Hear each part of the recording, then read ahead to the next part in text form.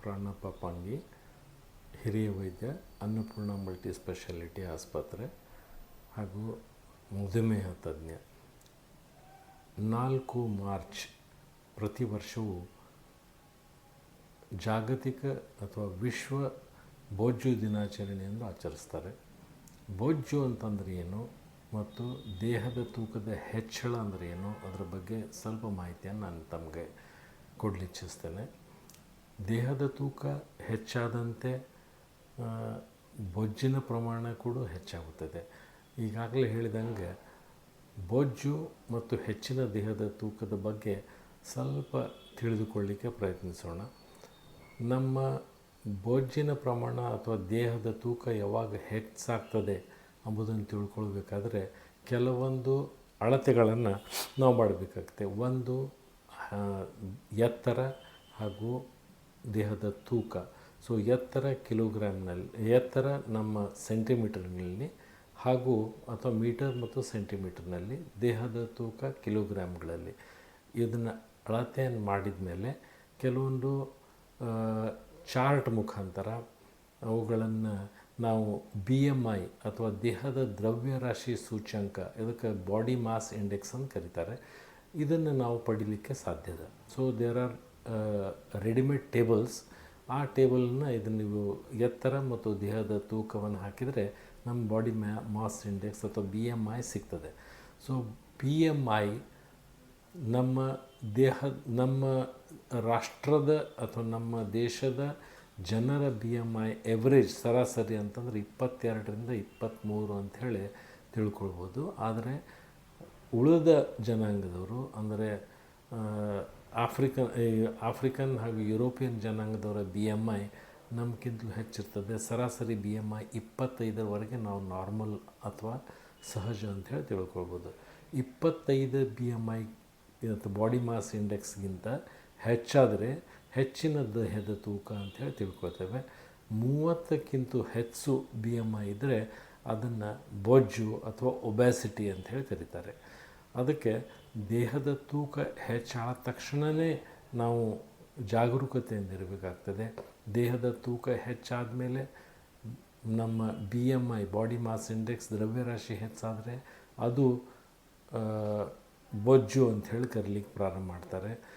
35ಕ್ಕಿಂತ ಹೆಚ್ಚಾದರೂ ಅದು ತೀವ್ರ ಬೊಜ್ಜು ಅಥವಾ ಇನ್ನು ಸಿವಿಯರ್ ಒಬ್ಯಾಸಿಟಿ ಅಂಥೇಳಿ ನಾವು ಕರಿತೇವೆ.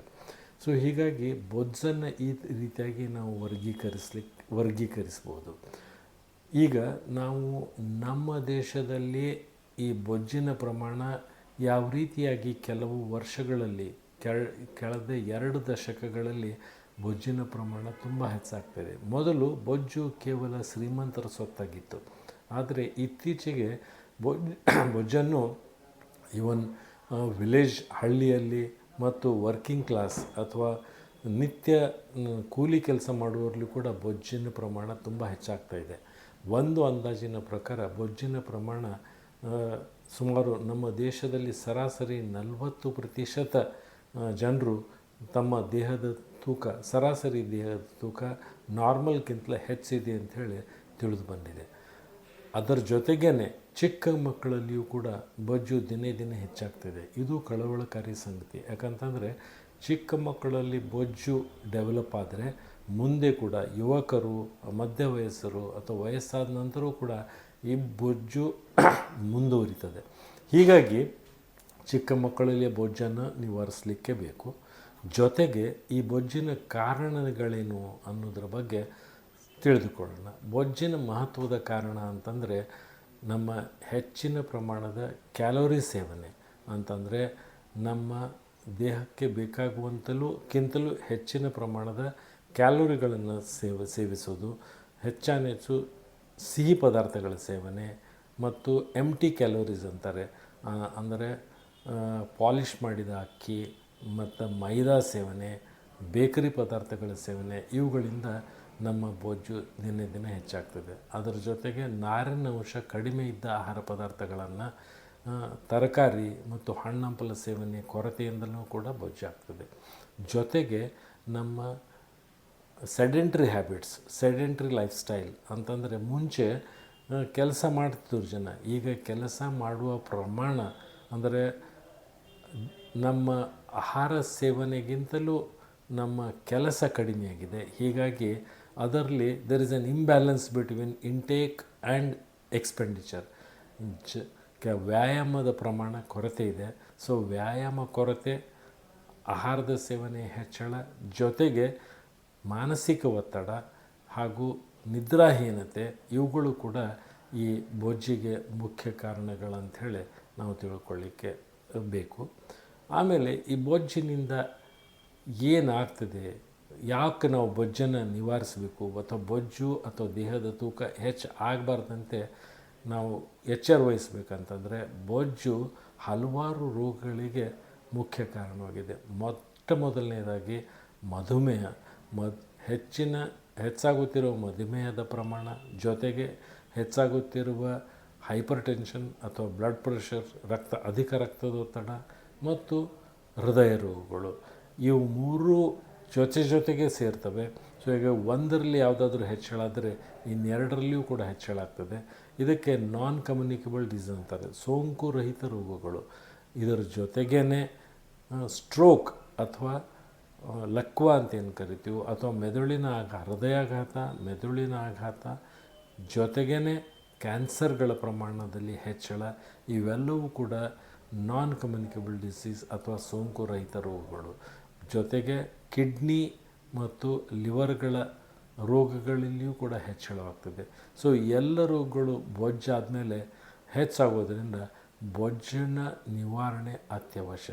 ಬೊಜ್ಜನ್ನು ಯಾವ ರೀತಿಯಾಗಿ ನಾವು ಎಚ್ಚರಿಕೆ ವಹಿಸಬೇಕು, ಹಾಗೆ ಬರಬಾರ್ದಂದರೆ ಏನು ಮಾಡಬೇಕು ಅನ್ನೋದ್ರ ಬಗ್ಗೆ ಸಂಕ್ಷಿಪ್ತವಾಗಿ ತಿಳ್ಕೊಂಡು, ಮೊದಲನೇದಾಗಿ ಸರಿಯಾದ ಆಹಾರ ಪದಾರ್ಥಗಳ ಸೇವನೆ. ನಾನು ಈಗಾಗಲೇ ಹೇಳಿದೆ, ಕ್ಯಾಲರಿಗಳ ಸೇವನೆಯನ್ನು ಕಡಿತ ಮಾಡಬೇಕು.